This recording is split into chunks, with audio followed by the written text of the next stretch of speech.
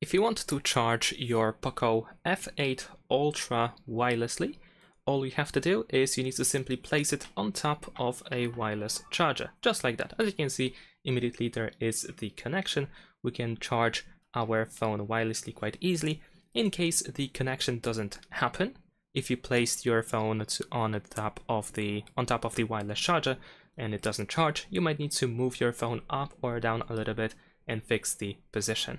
Besides that, if you go to settings and open battery settings and then go to charging options, you can find wireless charging mode, which can be set to standard to provide the fastest charging speed possible, or to silent to reduce noise, and of course as a result the charging speed is also slower. But generally speaking, to charge wirelessly you don't have to enable or disable anything. You can just simply place your phone on the wireless charger and it should work just fine.